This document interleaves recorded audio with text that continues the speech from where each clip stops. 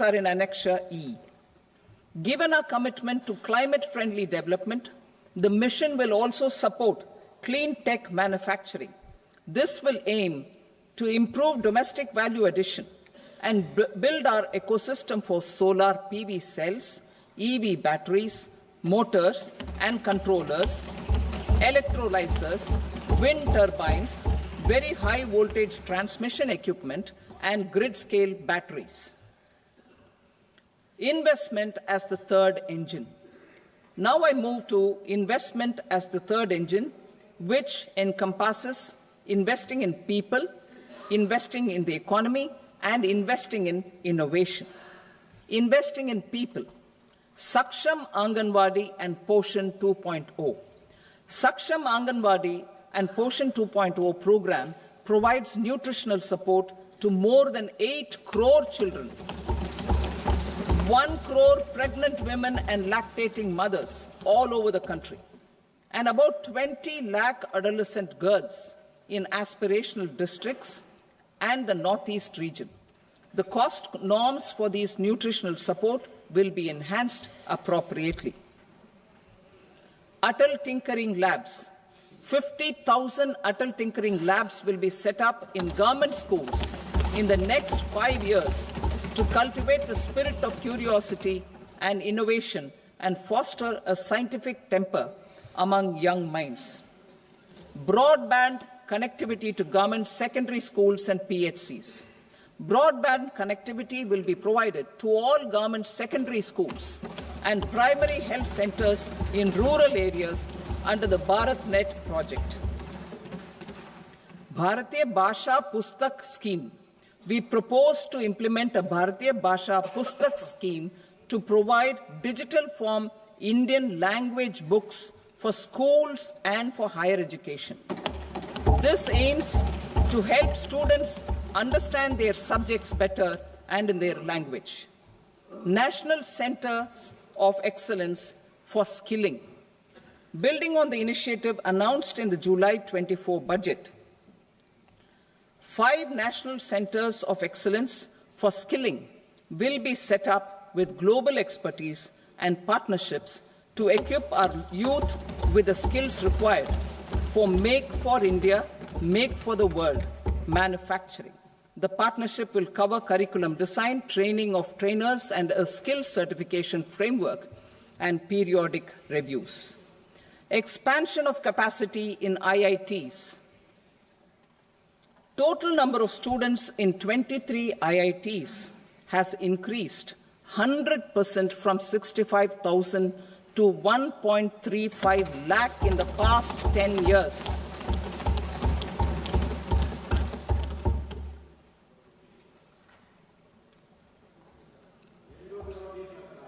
Additional infrastructure will be created in the 5 IITs started after 2014 to facilitate education for 6,500 more students.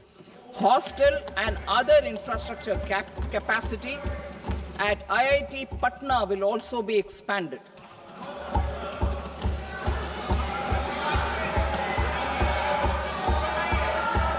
Center of Excellence.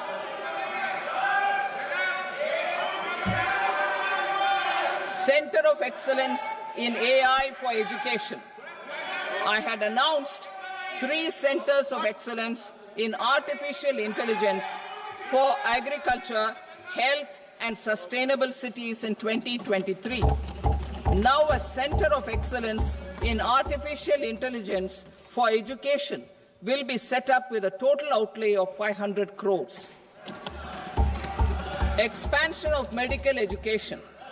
Our government has added almost 1.1 lakh undergraduate and postgraduate medical education seats in 10 years, an increase of 130%. In the next year, 10,000 additional seats will be added in medical colleges and hospitals towards the goal of adding 75,000 seats in the next 5 years.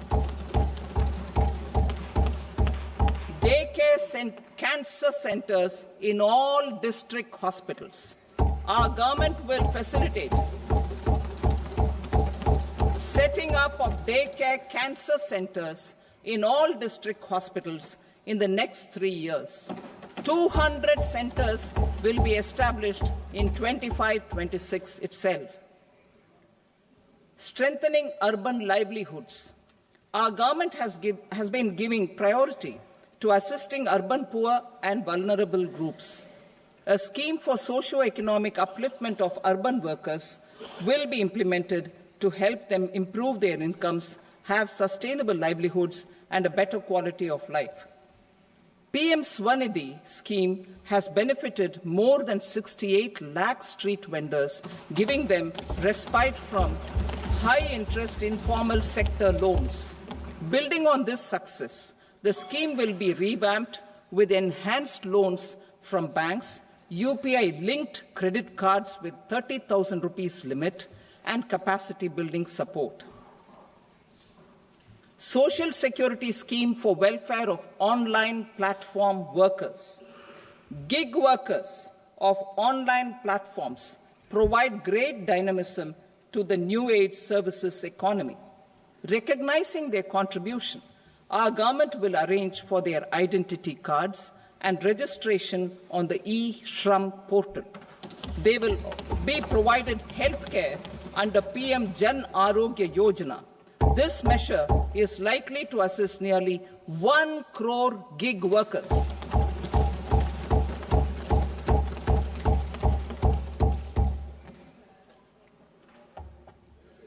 Investing in the economy.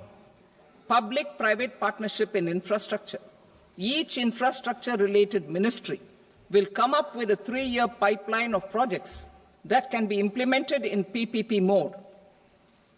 States will also be encouraged to do so and can seek support from the India Infrastructure Project Development Fund, which is a scheme to prepare PPP proposals. Support to states for infrastructure. An outlay of 1.5 lakh crore is proposed for the 50-year interest-free loans to states for capital expenditure and incentives for reforms. Building on the success of the first asset monetization plan announced in 2021, the second plan for 2025 to 30 will be launched to plough back capital of 10 lakh crore in new projects. Regulatory and fiscal measures will be fine-tuned to support the plan. Jal Jeevan Mission. Since 2019, 15 crore households, representing 80% of India's rural population, have been provided access to portable tap water connections.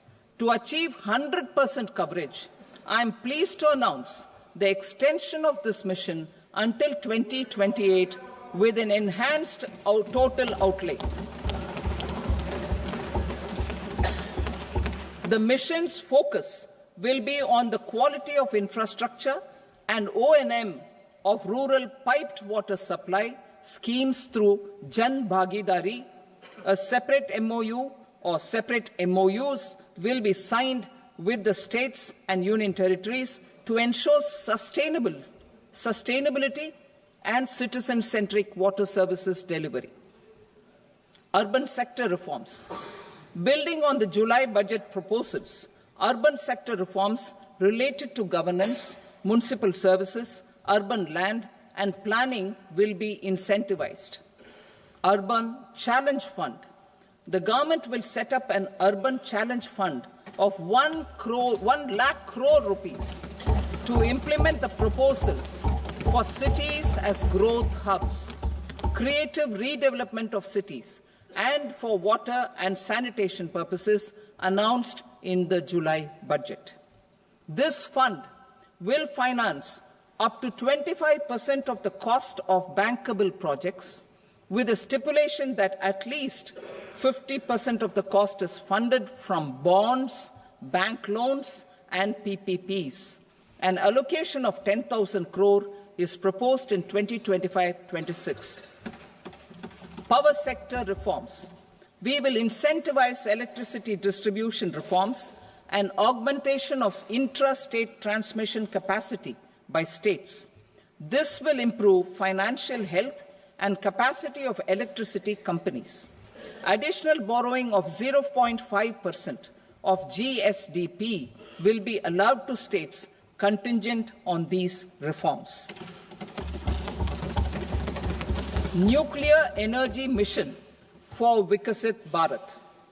Development of at least 100 gigawatt of nuclear energy by 2047 is essential for our energy transition efforts. For an active partnership with the private sector towards this goal, amendments to the Atomic Energy Act and the Civil Liability for Nuclear Damage Act will be taken up. A nuclear energy mission for research and development of small modular reactors with an outlay of 20,000 crore will be set up. At least 5 indigenously developed small modular reactors will be operationalized by 2033. Shipbuilding. The shipbuilding financial assistance policy will be revamped to address cost disadvantages.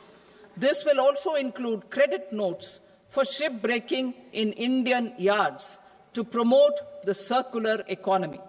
Large ships above a specified size will be included in the infrastructure harmonized master list. Shipbuilding clusters will be facilitated to increase the range, categories, and capacity of ships. This will include additional infrastructure, facilities, skilling, and technology to develop the entire ecosystem. Maritime Development Fund. For long-term financing for the maritime industry, a Maritime Development Fund with a corpus of 25,000 crore rupees will be set up.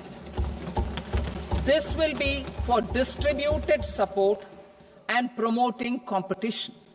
This will have up to 49% contribution by the government, and the balance will be mobilized from ports and from private sector. UDAN regional connectivity schemes. UDAN has enabled 1.5 crore middle-class people to meet their aspirations for speedier travel. The scheme has connected 88 airports, and operationalized 619 routes. Inspired by that success, a modified UDAN scheme will be launched to enhance regional connectivity to 120 new destinations and carry 4 crore passengers in the next 10 years. 4 crore additional passengers in the next 10 years.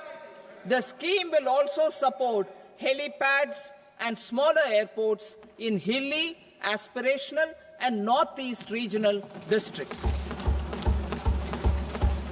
Greenfield airports will be facilitated in Bihar to meet the future needs of the state.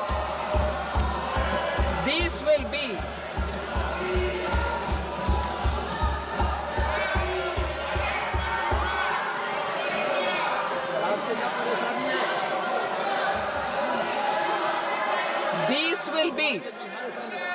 These will be in addition to the expansion of the capacity of Patna Airport and a brownfield airport in Beta. Western Kosi Canal project in Mithilanchal. Financial support will be provided for the Western Kosi Canal ERM project, benefiting a large number of farmers cultivating over 50,000 hectares of land in the Mithilanchal region of Bihar. Mining sector reforms. Mining sector reforms, including those for minor minerals, will be encouraged through sharing of best practices and institutions of a state mining index. A policy for recovery of critical minerals from tailings will be brought out. Under the special window for affordable and mid-income housing, SWAMI, 50,000 dwelling units in stressed housing projects have been completed and keys handed over to home buyers. Another 40,000 units will be completed in 2025, further helping middle-class families who were paying EMIs on loans taken for apartments while also paying rent for their current dwellings. Building on this success, Swami Fund 2 will be established as a blended finance facility with contribution from the government, banks and private investors. This fund of 15,000 crore rupees will aim for expeditious completion of another 1 lakh units. PM Gati Shakti data for private sector. For furthering PPPs and assisting the private sector in project planning, access to relevant data and maps from the PM Gati Shakti portal will be provided. Tourism for employment-led growth. Top 50 tourist destination sites in the country will be developed in partnership with states through a challenge mode. Land for building key infrastructure will have to be provided by the states. Hotels in these destinations will be included in the infrastructure harmonized list. The following measures will be taken for facilitating employment-led growth: organizing intensive skill development programs for our youth, including in institutes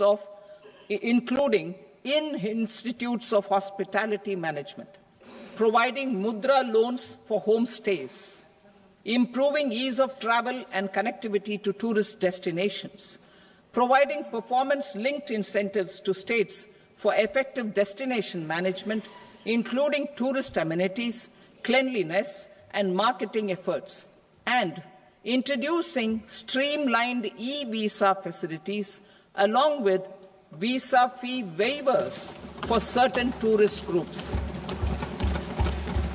Continuing with the emphasis on places of spiritual and religious significance, in the July budget, there will be a special focus on destinations related to the life and times of Lord Buddha. Medical tourism and heal in India. Medical tourism and heal in India will be promoted in partnership with the private sector, along with capacity building and easier visa norms. Investing in innovation. To implement private sector-driven research, development and innovation initiatives announced in the July budget, I am now allocating 20,000 crore rupees for this purpose. A deep tech fund of funds will also be explored to catalyze the next generation startups as a part of this initiative. In the next 5 years, under the PM Research Fellowship Scheme, we will provide 10,000 fellowships for technological research in IITs and IISc with enhanced financial support. The second gene bank with 10 lakh germplasm lines will be set up for future food and nutritional security. This will provide conservation support to both public and private sectors for genetic resources. We will start a national geospatial mission to develop foundational geospatial infrastructure and data. Using PM Gati Shakti, this mission will facilitate modernization of land records, urban planning, and design of infrastructure projects. A Gyan Bharatam mission for survey, documentation, and conservation of our manuscript heritage with academic institutions, museums, libraries, and private collectors will be undertaken to cover more than 1 crore manuscripts. We will set up a national digital repository of Indian knowledge systems for knowledge sharing. Now I move to exports as the fourth engine. We will set up an export promotion mission with sectoral and ministerial targets, driven jointly by the Ministries of Commerce, MSME and Finance. It will facilitate easy access to export credit, cross-border factoring support, support to MSMEs to tackle non-tariff measures in overseas markets. A digital public infrastructure, Bharat Trade Net, for international trade will be set up as a unified platform for trade documentation and financing solutions. This will complement the Unified Logistics Interface platform. The BTN will be aligned with international practices. Support will be provided to develop domestic manufacturing capacities for our economy's integration with global supply chains. Sectors will be identified based on objective criteria. Facilitation groups with participation of senior officers and industry representatives will be formed for select products and supply chains. Through this, there are huge opportunities related to Industry 4.0, which needs high skills and talent. Our youth have both. Our government will support the domestic electronic equipment industry to leverage this opportunity for the benefit of our youth. A national framework will be formulated as guidance to states for promoting global capability centers in emerging Tier 2 cities. This will suggest measures for enhancing availability of talent and infrastructure, building bylaw reforms, and mechanisms for collaboration with industry. Our government will facilitate upgradation of infrastructure and warehousing for air cargo, including high-value perishable horticultural produce.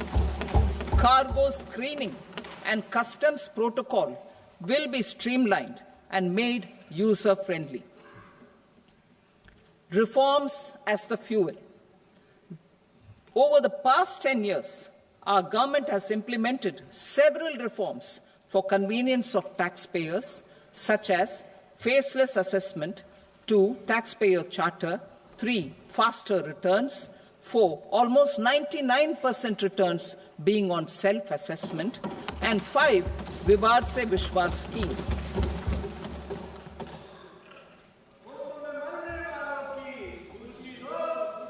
Continuing these efforts, I reaffirm the commitment of the Tax Department to trust first, scrutinize later. I also propose to introduce the new income tax bill next week. I will detail the indirect tax reforms and changes in direct taxes in Part B. Financial sector reforms. The FDI limit for the insurance sector will be raised from 74 to 100%. This enhanced limit will be available for those companies which invest the entire premium in India. The current guardrails and conditionalities associated with foreign investment will be reviewed and simplified. The services of India Post Payment Bank will be deepened and expanded in rural areas. NABFID will set up a partial credit enhancement facility for corporate bonds for infrastructure. Public sector banks will develop Grameen Credit Score framework to serve the credit needs of SHG members and people in rural areas. A forum for regulatory coordination and development of pension products will be set up. To implement the earlier announcement on simplifying the KYC processes, the revamped Central KYC Registry will be rolled out in 2025. We will also implement a streamlined system for periodic updating. Requirements and procedures for speedy approval of company mergers will be rationalized. The scope for fast-track mergers will also be widened and the process made simpler. As proposed in the interim budget, We signed bilateral investment treaties with 2 countries in 2024 to encourage sustained foreign investment, and in the spirit of First Develop India, the current model BIT will be revamped and made more investor-friendly. In the last 10 years, in several aspects, including financial and non-financial, our government has demonstrated a steadfast commitment to ease of doing business. We are determined to ensure that our regulations must keep up with technological innovations and global policy developments. A light-touch regulatory framework based on principles and trust will unleash productivity and employment. Through this framework, we will update regulations that were made under old laws. To develop this modern, flexible, people-friendly and trust-based regulatory framework appropriate for the 21st century, I propose 4 specific measures.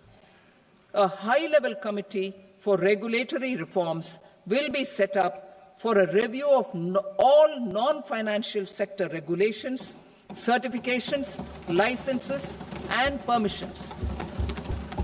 The committee will be expected to make recommendations within a year. The objective is to strengthen trust-based economic governance and take transformational measures to enhance ease of doing business, especially in matters of inspection and compliances. States will be encouraged to join in this endeavour. An investment friendliness index of states will be launched in 2025 to further the spirit of competitive, cooperative federalism. Under the Financial Stability and Development Council, a mechanism will be set up to evaluate impact of the current financial regulations and subsidiary instructions. It will also formulate a framework to enhance their responsiveness and development of the financial sector.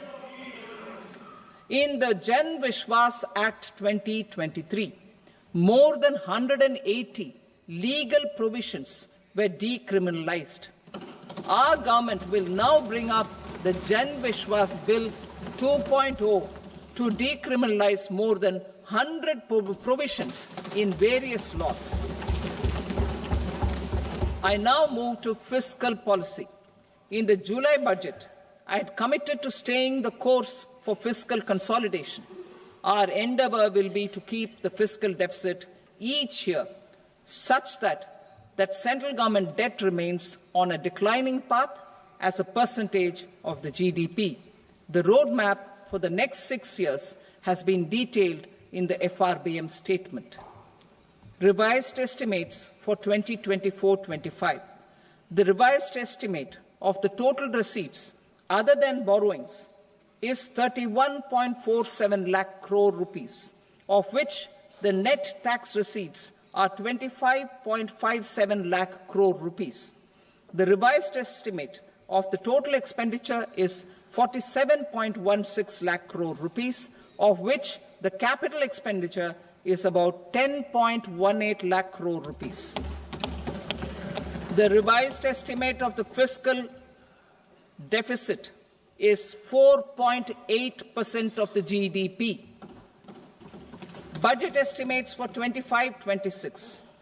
Coming to 25-26, the total receipts other than borrowings and total expenditure are estimated at 34.96 lakh crore rupees and 50.65 lakh crore rupees respectively. The net tax receipts are estimated at 28.37 lakh crore rupees. The fiscal deficit is estimated to be 4.4% of GDP. To finance the fiscal deficit, the net market borrowings from dated securities are estimated at 11.54 lakh crore. The balance financing is expected to come from small savings and other sources. The gross market borrowings are estimated at 14.82 lakh crore rupees. I will now move to Part B. Indirect taxes. My proposals relating to customs aim to rationalize tariff structure and address duty inversion. These will also support domestic manufacturing and value addition, promote exports, facilitate trade, and provide relief to common people. Rationalization of customs tariff structure for industrial goods. As a part of comprehensive review of customs rate structure announced in July 2024 budget, I propose to 1. Remove 7 tariff rates. This is over and above the 7 tariff rates removed in 23-24 budget. After this, there will be only 8 remaining tariff rates, including 0 rate. 2. Apply appropriate cess to broadly maintain effective duty incidence, except on a few items where such incidence will reduce marginally. 3. Levy not more than 1 cess or surcharge. Therefore, I propose to exempt social welfare surcharge on 82 tariff lines that are subject to a cess. I shall now take up sector-specific proposals. To provide relief to patients, particularly those suffering from cancer, rare diseases, and other severe chronic diseases, I propose to add 36 life-saving drugs and medicines to the list of medicines fully exempted from basic custom duty.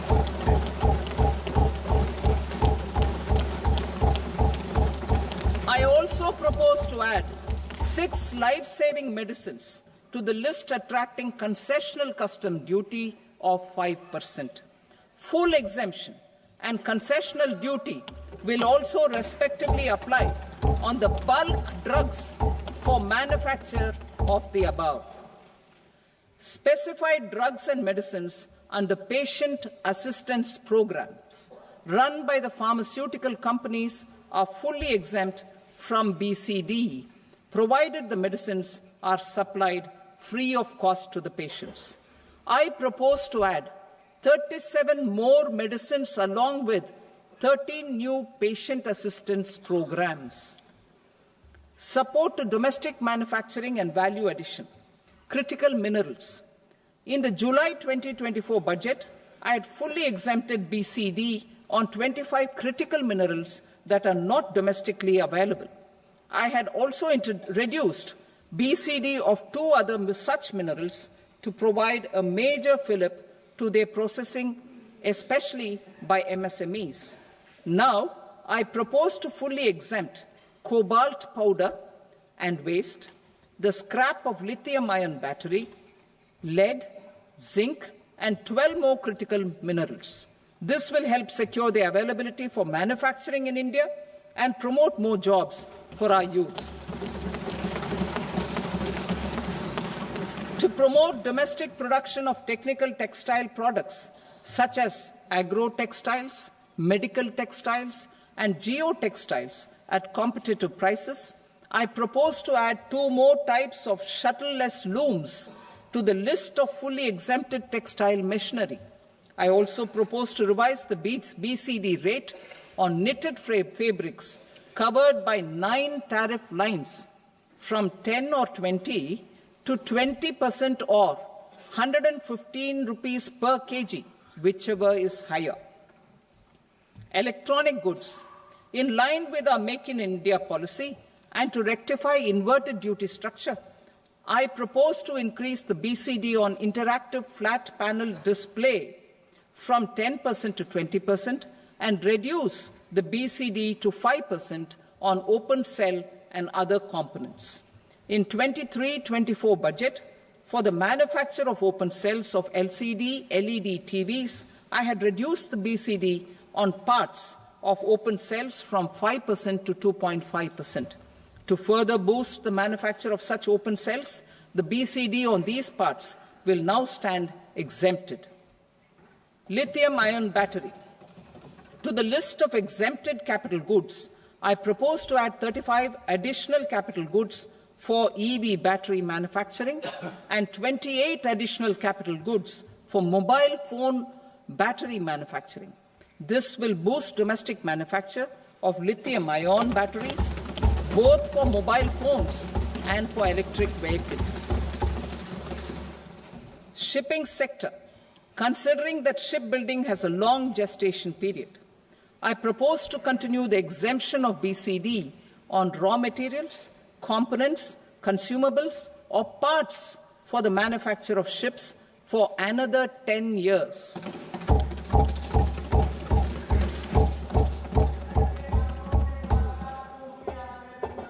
I also propose the same dispensation for shipbreaking to make it more competitive. Telecommunication. To prevent classification disputes, I propose to reduce the BCD from 20% to 10% on carrier-grade Ethernet switches to make it at par with non-carrier-grade Ethernet switches. Export promotion. To facilitate exports of handicrafts, I propose to extend the time period for export from 6 months to 1 year, further extendable by another 3 months if required. I also propose to add 9 items to the list of duty-free inputs. Leather sector. I propose to fully exempt BCD on wet blue leather to facilitate imports for domestic value addition and employment. I also propose to exempt crust leather from 20% export duty to facilitate exports by small tanners. Marine products. To enhance India's competitiveness in the global seafood market, I propose to reduce BCD from 30% to 5% on frozen fish paste, surimi, for manufacture and export of its analog products. I also propose to reduce BCD from 15% to 5% on fish hydrolysates for manufacture of fish and shrimp feed.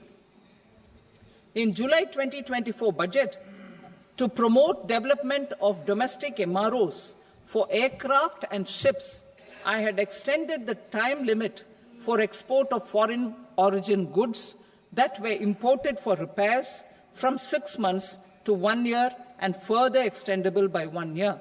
I now propose to extend the same dispensation for railway goods.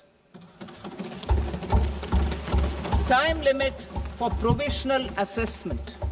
Presently, the Customs Act 1962 does not provide any time limit to finalize provisional assessments, leading to uncertainty and cost to trade. As a measure of promoting ease of doing business, I propose to fix a time limit of 2 years, extendable by a year, for finalizing the provisional assessment. I propose to introduce a new provision that will enable importers or exporters, after clearance of goods, to voluntarily declare material facts and pay duty with interest but without penalty. This will incentivize voluntary compliance. However, this will not apply in cases where department has already initiated audit or investigation proceedings. For industry to better plan their imports, I propose to extend the time limit for the end use of imported inputs in the relevant rules from 6 months to 1 year. This will provide operational flexibility in view of cost and uncertainty of supply. Further, such importers will now have to file only quarterly statements instead of a monthly statement.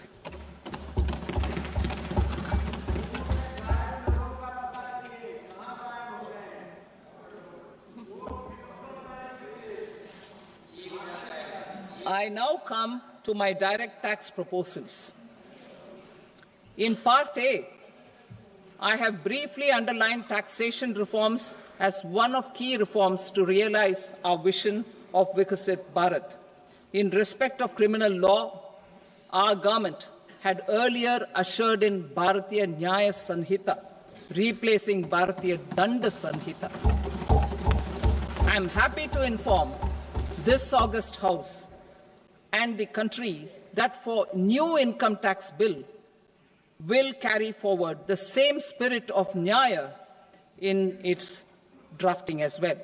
The new bill will be clear and direct in text, with close to half of the present law in terms of both chapters and words.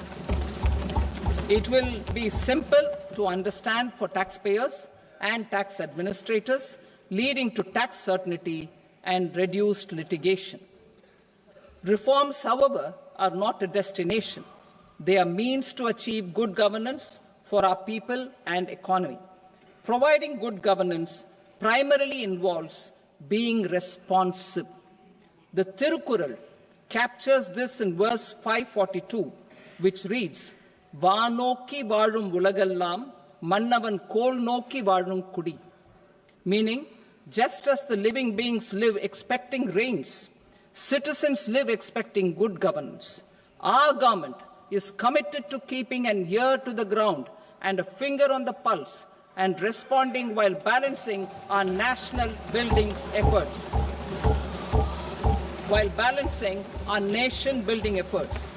The following measures will detail just how our government will, under the guidance of PM Modi, has taken steps to understand and address.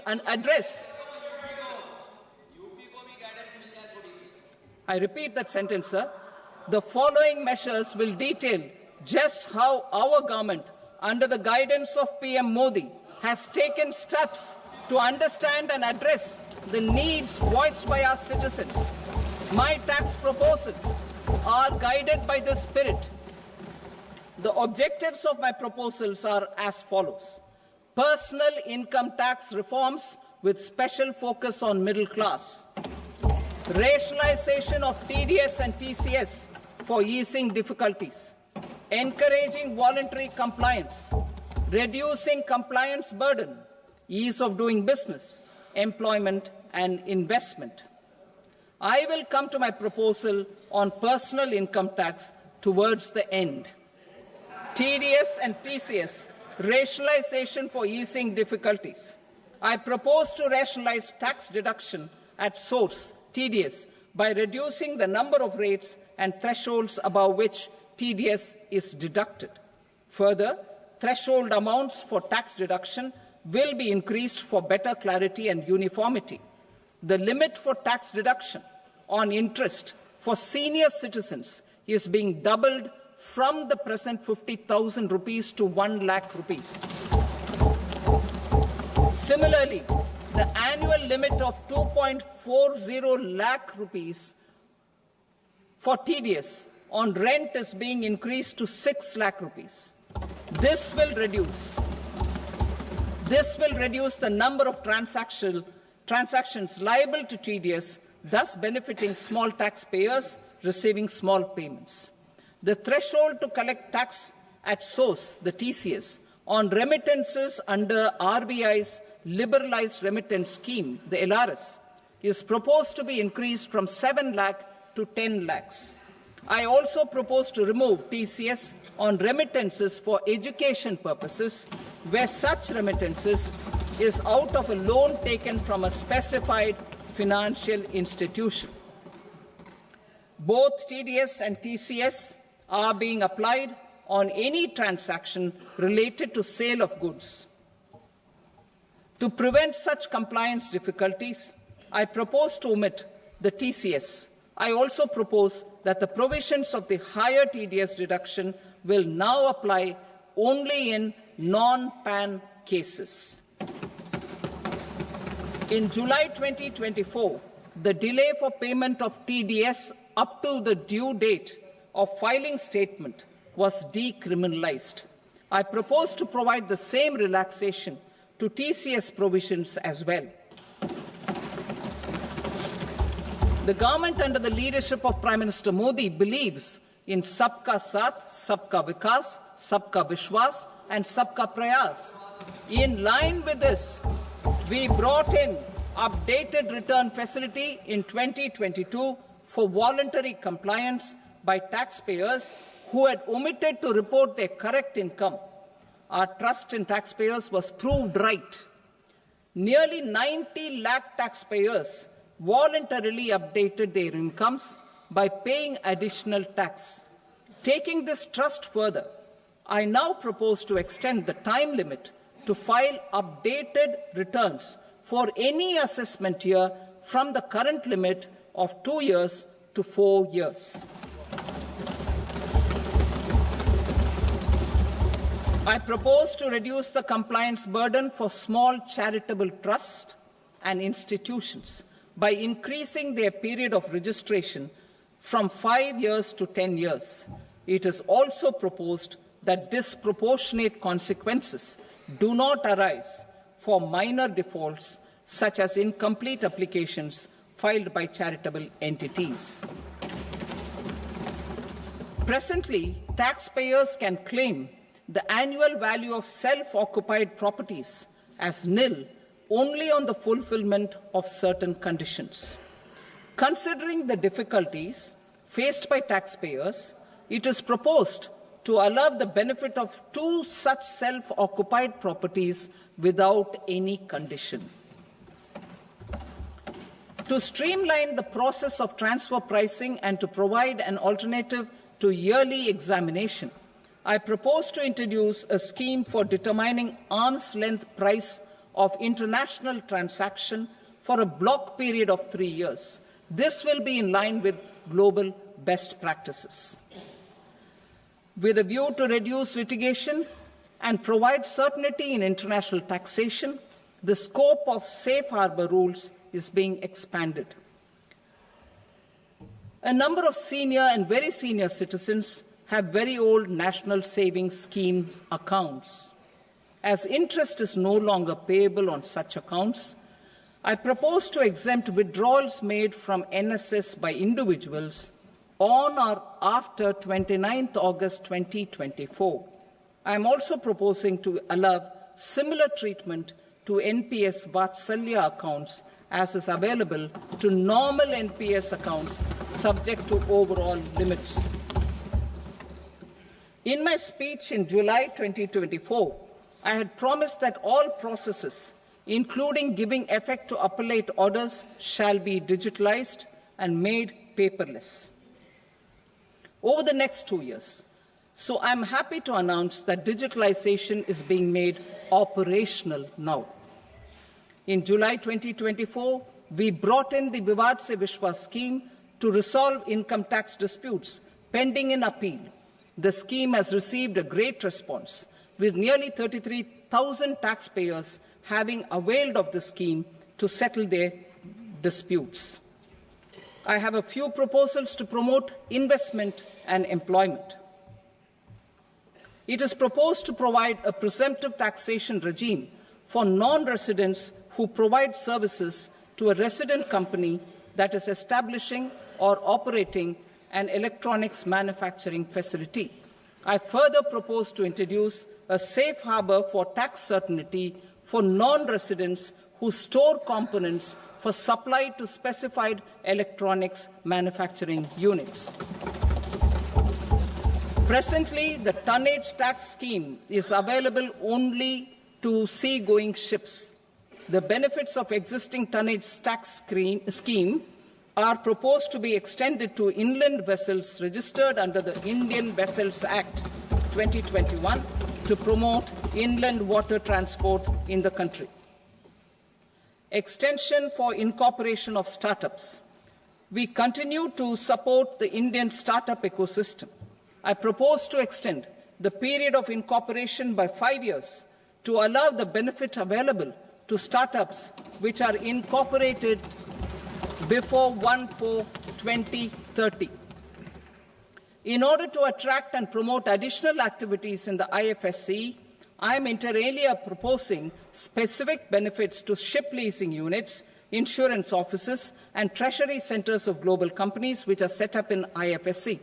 Further, to claim benefits, the cut-off date for commencement in IFSC has also been extended by 5 years to 31/3/2030. Category 1 and Category 2 AIFs are undertaking investments in infrastructure and other such sectors. I propose to provide certainty of taxation to these entities on the gains from securities. To promote funding from sovereign wealth funds and pension funds to the infrastructure sector, I propose to extend the date of making an investment by 5 more years up to 31st March 2030.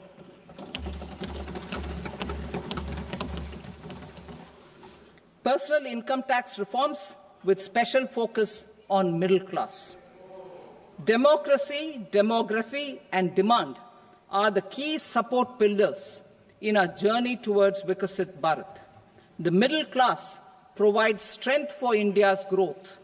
This government, under the leadership of Prime Minister Modi, has always believed in the admirable energy and ability of the middle class in nation building. In recognition of their contribution,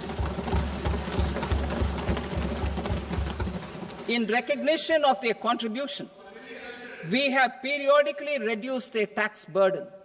Right after 2014, the nil tax slab was raised to 2.5 lakhs of rupees, which was further raised to 5 lakh rupees in 2019 and to 7 lakh rupees in 2023. This is reflective of our government's trust on the middle-class taxpayers. I am now happy to announce that there will be no income tax payable up to income of 12 lakh rupees.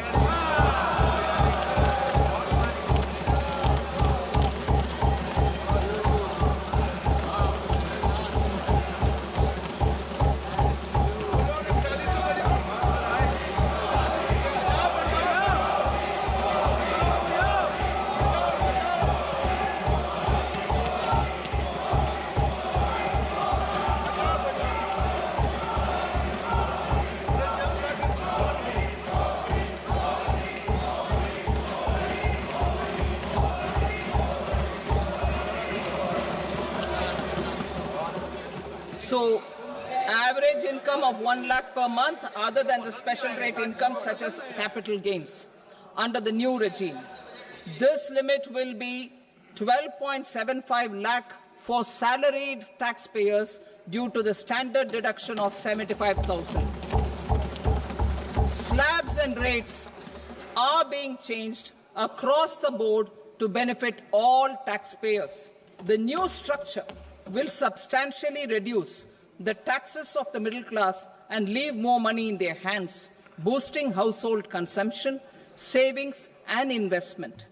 In the new tax regime, I propose to revise tax rate structures as follows: 0 to 4 lakh rupees nil, 4.8 lakh rupees to 4 to 8 lakh rupees 5%, 8 to 12 lakh rupees 10%, 12 to 16 lakh rupees 15%, 16 to 20 lakh rupees 20%, 20 to 24 lakh rupees 25%, and above 24 lakh rupees 30%. To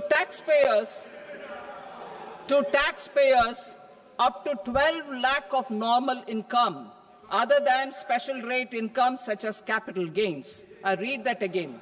To taxpayers up to 12 lakh of income, other than special rate income such as capital gains, tax rebate is being provided in addition to the benefit due to slab rate reduction in such a manner that there is no tax payable by them.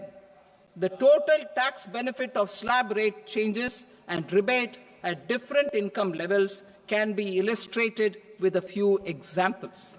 A taxpayer in the new regime with an income of 12 lakh rupees will get a benefit of 80,000 rupees in tax, which is 100% of tax payable as per the existing rates. A person having income of 18 lakh rupees will get a benefit of 70,000 rupees in tax, that is 30% of tax payable as per existing rates. A person with an income of 25 lakh gets a benefit of 1,10,000 rupees, that is 25% of his tax payable as per existing rates. Details of my tax proposals are given in the annexure. As a result of these proposals, Honourable Speaker, sir, revenue of about 1 lakh crore in direct taxes and 2,600 crores in indirect taxes will be foregone. Mr. Speaker, sir, with this, I commend the budget to this august House.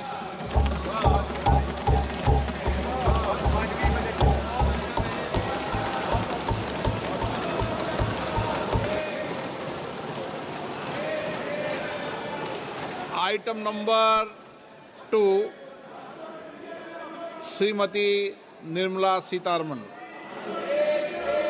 Sir, with your permission, I rise to lay on the table the following statements under Section 3(1) of the Fiscal Responsibility and Budget Management Act 2003. Medium-term fiscal policy cum fiscal policy strategy statement and macroeconomic framework statement. Item number 3, Srimati Nirmala Sitharaman. Sir, with your permission, I rise to move for leave to introduce the Finance Bill 2025. प्रश्न ये है कि विधेयक को पुनर्स्थापित करने की अनुमति प्रदान की जाए। जो सदस्य इसके पक्ष में हाँ कहें, जो सदस्य विरोध में ना कहें। मेरे विचार में निर्णय हाँ वालों के पक्ष में हुआ, हाँ वालों के पक्ष में अनुमति प्रदान की जाती है। माननीय मंत्री जी, अब विधेयक को पुनर्स्थापित करें। Sir, I introduce the bill. Thank you.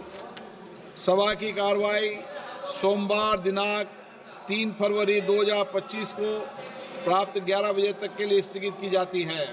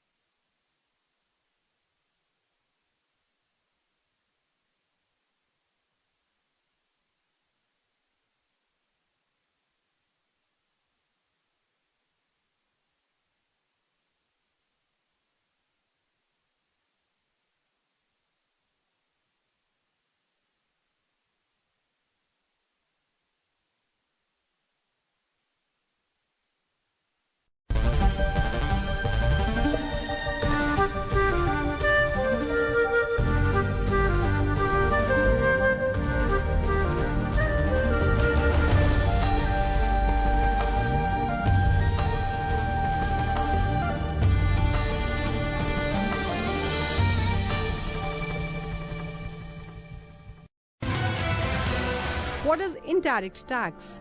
In the case of indirect tax, the burden of tax can be shifted by the taxpayer to someone else. Indirect tax has the effect of raising the price of the products on which they are imposed. Customs duty, central excise, service tax and value-added tax are examples of indirect tax.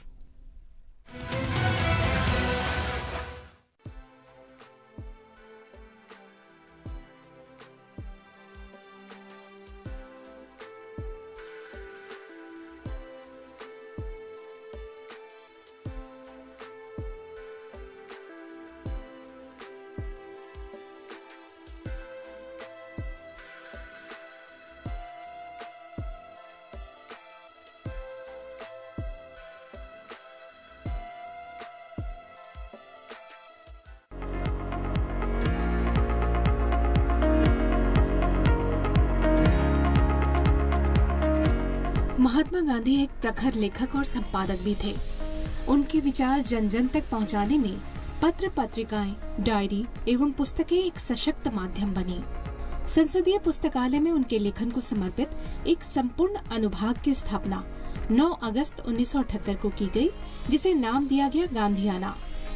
इस अनुभाग में अंग्रेजी, हिंदी एवं अन्य क्षेत्रीय भाषाओं की 5000 से ज्यादा पुस्तकें उपलब्ध हैं। यहाँ महात्मा गांधी के संपूर्ण लेखन कार्यों का संग्रह अंग्रेजी, हिंदी और गुजराती में उपलब्ध है। गांधी जी के अंत समय तक उनके साथ रहने वाली मनुबेन की पुस्तक बापू माय मदर, लुई फिशर की पुस्तक the life of Mahatma Gandhi इस संग्रह का हिस्सा है। यह अनुभाग महात्मा गांधी के कार्यों, उनकी जिंदगी, उनके लेखन के बारे में गहराई से अध्ययन करने वाले सांसदों, शोधार्थियों के लिए एक महत्वपूर्ण हिस्सा है।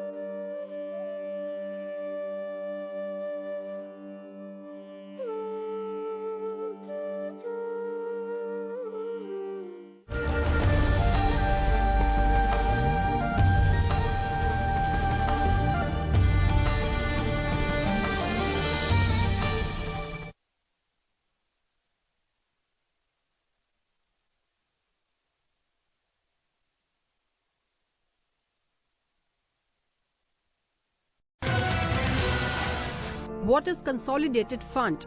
The Consolidated Fund is made up of all revenues and loans raised by the government. It also includes receipts from recoveries of loans granted by it. All government expenses are paid out of the Consolidated Fund. No amount can be withdrawn from this fund without Parliament's approval.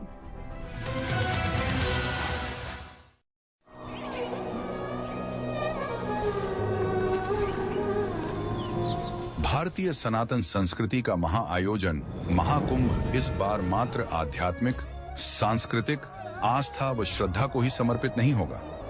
इस महाकुंभ इस बार विश्व देखेगा भारत की digital शक्ति, प्रबंधन शक्ति, पर्यावरण संरक्षण और लोक संस्कृति।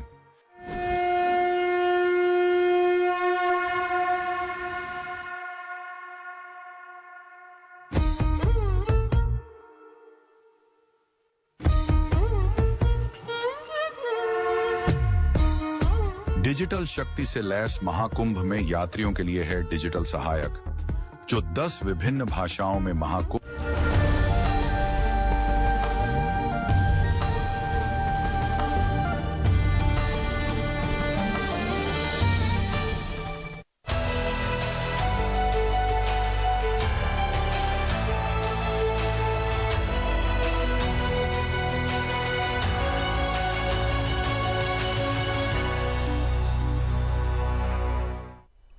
Good afternoon, viewers. Welcome to this post-budget analysis telecast on Sansad TV. I am Tina Jha. With me is my colleague Manoj Verma.